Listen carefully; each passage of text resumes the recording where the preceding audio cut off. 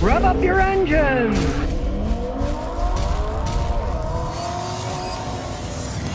Okay, believe it or not, this is a $1 Nissan Frontier. They bought it for $1. That was $1 5 years ago. We've got inflation. But anyways, can you complain? No, you can't complain for $1, but he wants me to see what's left of this thing, know what he should do or what he shouldn't do. From the hole here, which you expect in a construction truck, it doesn't look that bad. Got the cab in the back with a lot of room.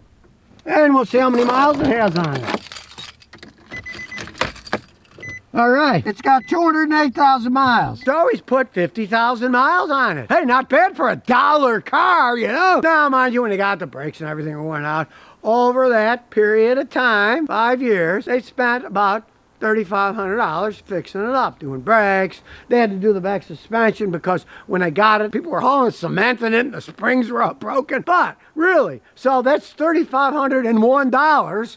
It's not that bad of a deal. No, I'm not a Nissan fan, but their Frontier pickup trucks can be pretty good trucks. Because under the hood is a nice 4-liter V6. Nissan has used these engines in zillions of their vehicles.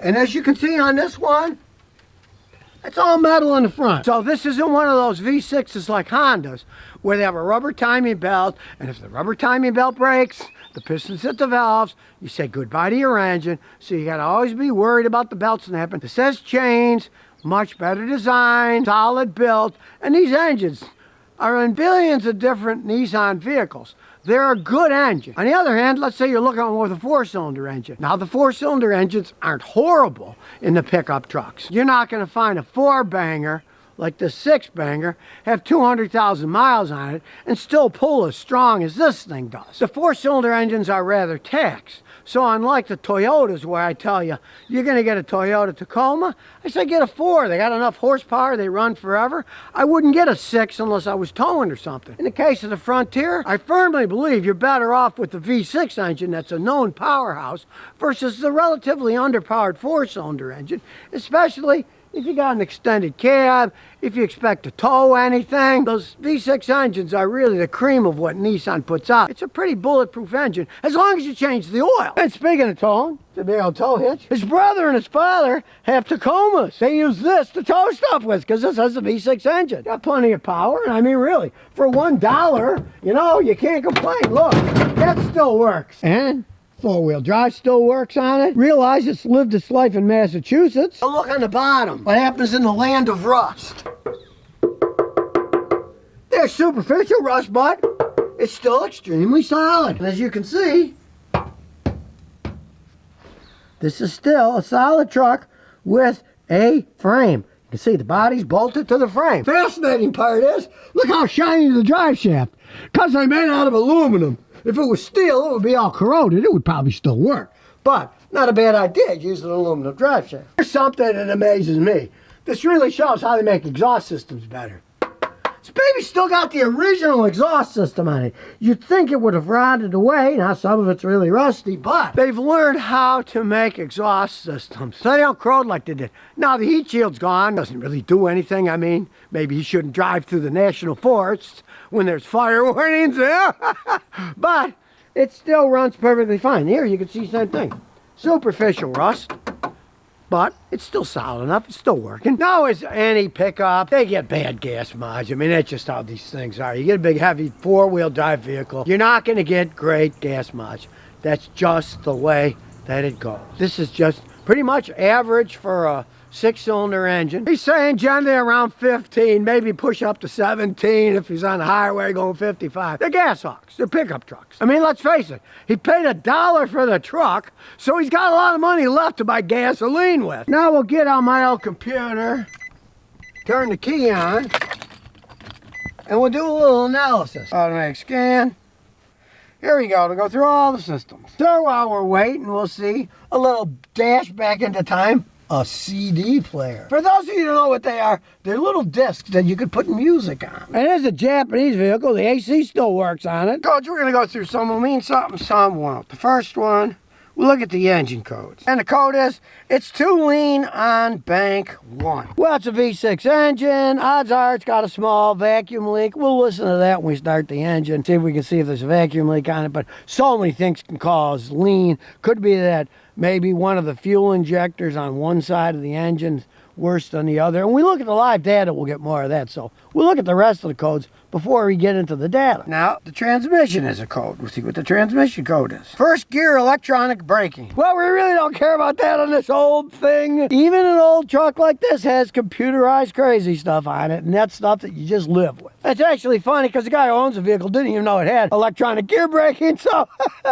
no loss there. What you don't know won't hurt you. The all-wheel drive system. It says it has code, so we'll see what that says. Four-wheel low position switch, and the vehicle's speed sensor for the anti-lock braking system. Now, I didn't care all that much, but when he puts it in four-wheel drive, it goes in quick, but it won't come out. Sometimes you got to put it in neutral, turn it on, turn it off. So, the odds are, if he replaced the four-low position switch, it wouldn't do that. Doubt if he's going to fix it on this dollar truck, but we'll see what else is good. The body control module has 9 codes. Well, let's see what they are. Low pressure, right front low pressure. Left rear low pressure. We're talking about the anti-lock brake system here. Left rear data, front battery voltage low, left rear battery voltage low, ignition circuit open. That's why I tell people, don't ever expect anti-lock brake systems to be working on an old vehicle with 200,000 miles that's living in an assaulted area. There's so much crap that could break in them. And he says the brakes work fine for him, so he doesn't care. No, he knows what's going on. It's got all these codes because tire pressure system isn't working correctly, and there's no voltage coming from one of the modules. I mean, you don't mess with that stuff. The owner just told me they wanted $170 to replace one of the sensors, so I said to heck with it. Now the rest of them are all breaking. Realize that's what always happens because the stupid sensors have a battery in them, right? And the battery tells the air pressure to the computer and warns you when it's low. Well, guess what? If one of them goes bad, the other 3 still have old batteries in them. They don't make them so you can place the battery. So if you think, oh, it's only one, guess what? As it goes down the line, you're going to have to do all 4. 4 times 175 is a lot of money. A tire pressure gauge works pretty good. And last but not least, there's the last code, speed circuit. We already had that for the ABS system too, vehicle speed circuit. The speedometer works fine, but the speed circuit has a problem in it somewhere, probably from the wheels for the anti-lock brake system. He didn't care about that. The only thing he's interested in is, why is it running lean? So let's start it up. And we'll go back to live data. Here we go. It's an older truck, but it's still got 88 things we can look at. Battery voltage is good. So far, everything looked good. Now you can see the injector pulse on bank 1 and bank 2 are relatively close, so it's pretty balanced. For an old vehicle with 200,000 miles, you can see bank 1 and bank 2, the air-fuel ratio adjustment is not bad at all. It's 0 on bank 2, and it's only minus 0.02. It's pretty close to perfection for something that's got all these miles on it. We'll try to see why it thinks it's lean on bank 1. First, we'll clear everything. Here we go. It's going to clear everything. Now, so far, so good, because you see they've all turned green. So now it's reset them all. If you try this with a scan tool, and they won't go green, and there's still codes, you got a real hard code. There's something solid gone wrong. A wire shorted out. A sensor's completely gone. Sometimes they won't reset them, then you know that system's got a serious problem. These don't, because they all went green fast. For a car with this mileage, it's actually relatively smooth. And I don't hear any vacuum leaks anywhere. I don't hear any sucking sound. So we'll take it for a spin first. We'll see how it goes. Give it a bunch of gas too, and we'll see. We'll see how this old thing still runs. And it still has plenty of pickup.